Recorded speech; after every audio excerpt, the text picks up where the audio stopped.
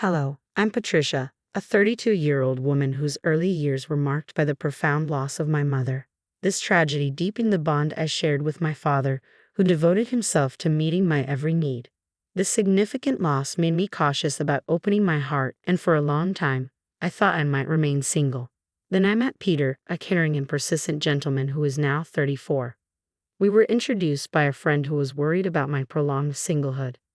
After a year of gentle courtship, Peter proposed. Now, as we prepare for our upcoming wedding, I can't shake the memory of a distressing incident that marred our reception.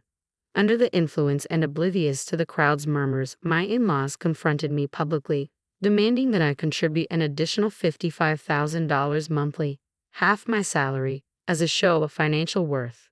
They insisted it was too late for objections since I was marrying into their family. I was stunned by their audacity, especially at what should have been a celebratory occasion.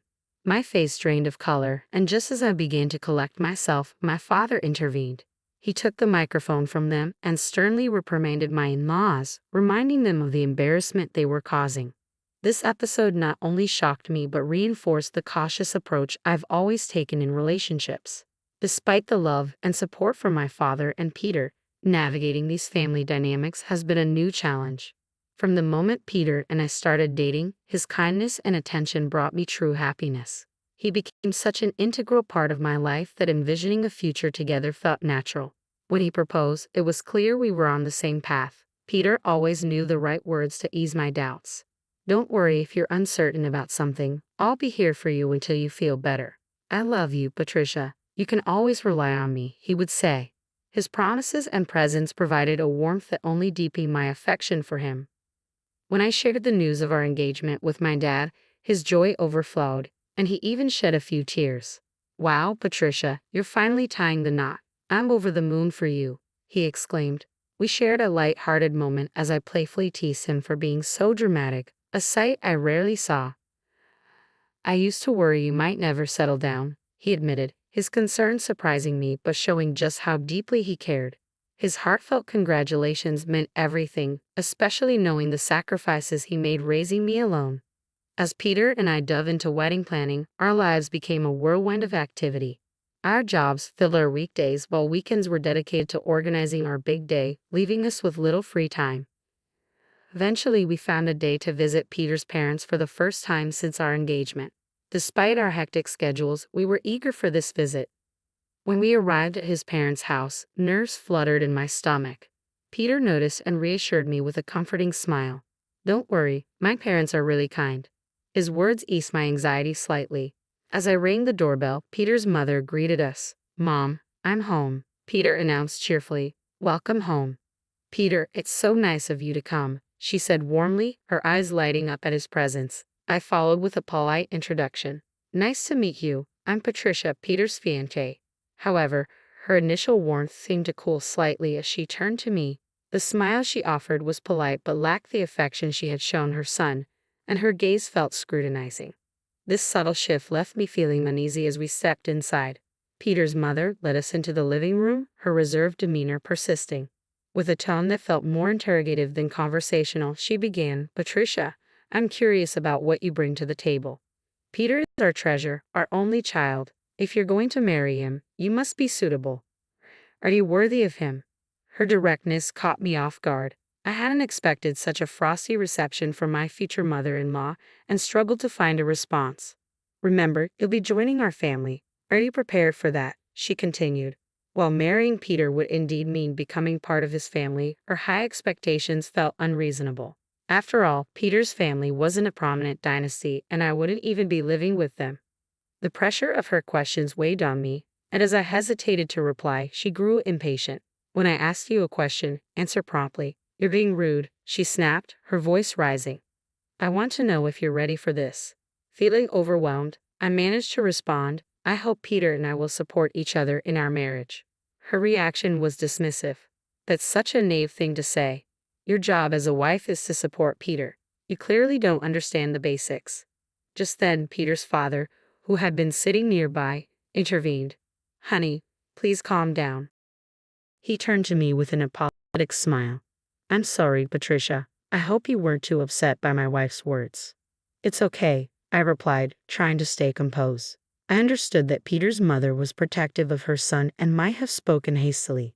At that moment, Peter's brother entered the room, and his gentle tone provided a brief reprieve. But then he added, "What my wife said does have some truth to it. What concerns me is that you come from a single-parent family." Confused and a bit hurt, I asked, "What do you mean by that?" "Well, being raised by just one parent doesn't exactly have a good public image. We can't be thrilled about someone from such a background becoming our son's wife, can we?" he elaborated, the weight of his words hanging heavily in the air. I couldn't hold back any longer. "Wait a minute. What's wrong with being raised by a single parent? My father worked incredibly hard to raise me alone. I'm grateful for my upbringing and proud of him. Growing up with one parent doesn't diminish my worth." The room fell into a tense silence as I stood my ground, feeling the weight of their judgments yet resolute in my values. It was clear that Peter's parents held an old-fashioned perspective, questioning my ability to be a good wife based solely on my upbringing. They expressed doubts about whether I had learned essential skills like managing household chores. "I helped my father with household chores, and I can cook pretty well," I replied with conviction. "So please don't make assumptions about me." Despite my clear explanation, they seemed to dismiss my words and laid down conditions for our marriage. "We'll allow you to marry Peter, but in return, you must promise to prioritize us since we are his parents. Can you promise us that?" I was taken aback by their request. It felt more like a transaction than a blessing. Later that evening, feeling sidelined by their dominating attitude, I decided to share my concerns with Peter. "Hey Peter, do your parents always talk to people like that?" I asked, hoping for some understanding. Peter seemed unfazed. "What's wrong with how they talk?" I was surprised that he didn't recognize the issue. "I mean the way they spoke to me and what they said," I explained. Peter shrugged it off casually. "Oh, they were just discussing whether you're ready for marriage. I understand they're concerned." But their comments felt a bit over the line. I persisted. Peter's nonchalance surprised me. "Really, what do you think they said that was wrong? They gave us their blessing, so let's not dwell on it." I agree outwardly, but inside, I couldn't shake the unease that Peter seemed to align more with his parents than with me. It was deeply troubling. Sensing my discomfort, Peter pulled me into a hug. "Patricia, you don't have to worry so much. My parents are just a bit upset because their only son is getting married," he explained. Though his words were meant to comfort me, they didn't fully alleviate my feelings of being misunderstood and somewhat alone in this new family dynamic. I found myself wondering how we would navigate our future together with such differing expectations from Peter's parents. He tried to ease my concerns, suggesting that they simply wanted what was best for us. "They just want us to have a strong marriage like theirs, and that's why they might come off a bit harsh," he explained. I attempted to see things from his perspective, acknowledging that perhaps their high expectations came from a place of care. Still, I couldn't shake the discomfort stemming from their criticisms of my upbringing. I believed our marriage should center on us and our mutual respect, not solely on seeking their approval.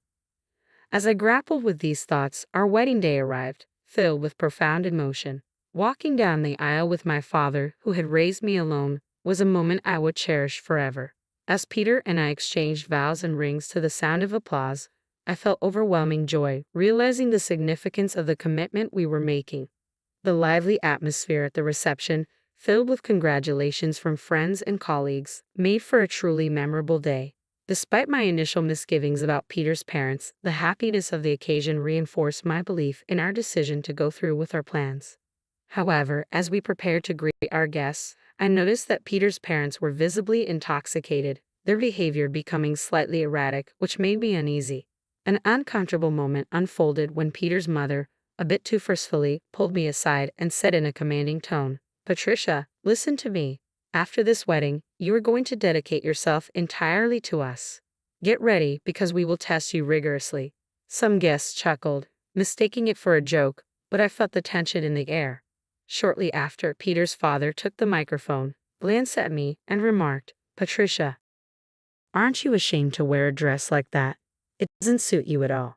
His tone was sharp, and Peter's mother added, "Dear, you should tell her the truth." The mood among the guests shifted, whispers growing louder, some in disbelief, others in discomfort. I turned to Peter, hoping for his support and expecting him to address his parents' rude remarks. To my dismay, he remained silent, later stating that he couldn't do anything about it and didn't believe his parents were in the wrong. This response was disheartening, making me realize the challenges we might face as a couple, especially regarding his parents' influence and our differing perspectives on handling family conflicts. As we moved through the day, I knew this issue would require more discussion and understanding if we were to build a strong, unified future together.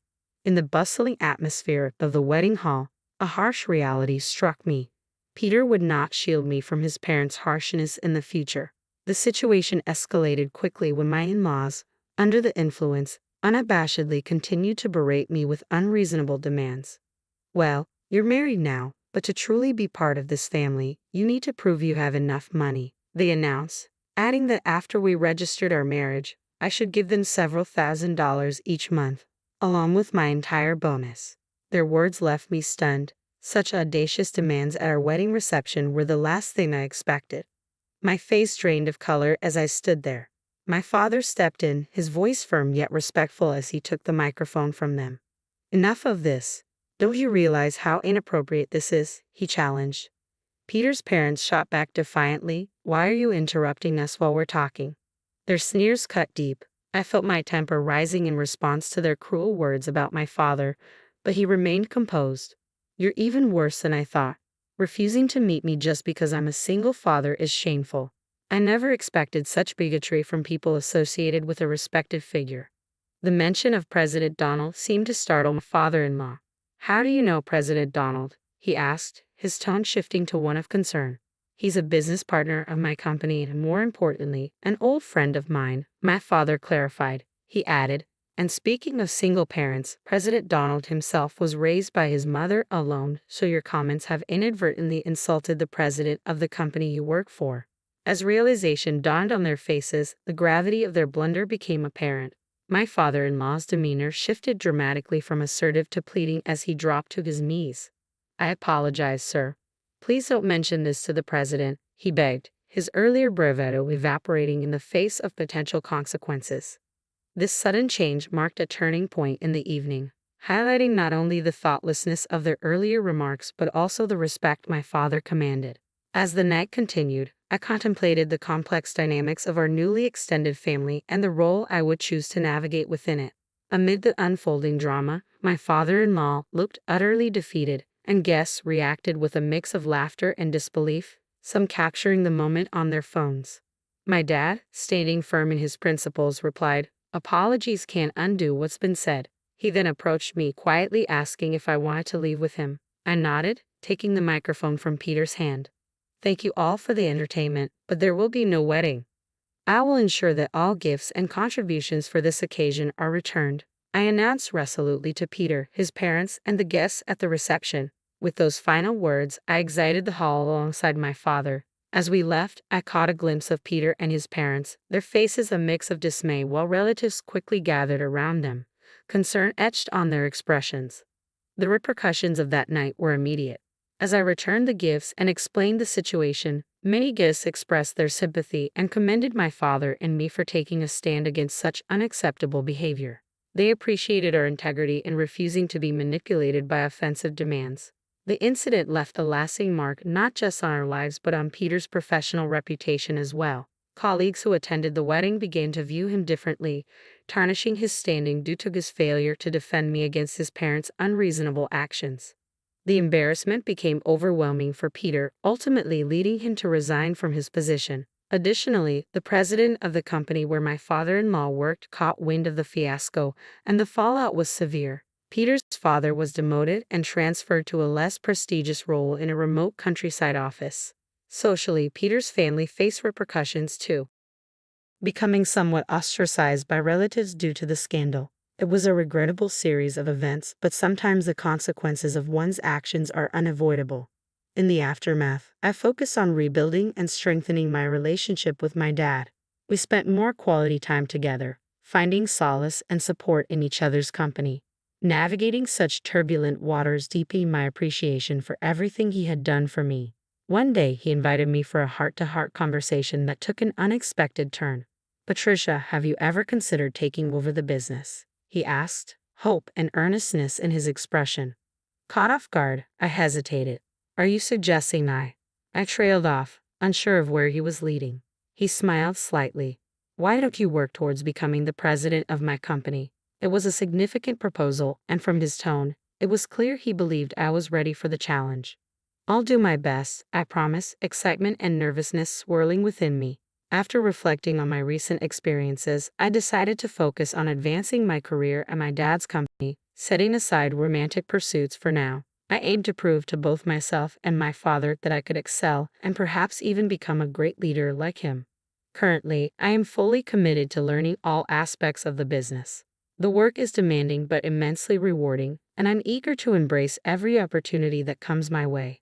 The ordeal of the wedding underscored just how unreasonable Peter's parents had been, turning what should have been a beautiful celebration into a spectacle. Fortunately, since the marriage was never legally finalized, I avoided a potentially disastrous entanglement. Now free from marital commitments and in-law complications, I can concentrate solely on my professional ambitions. It's liberating to have found such clarity after a tumultuous period. I'm optimistic about the future and excited about the prospect of leading the company one day. Thank you for following my story to its conclusion. If you found something meaningful in it, please consider subscribing. I look forward to sharing more updates and insights with you in the future.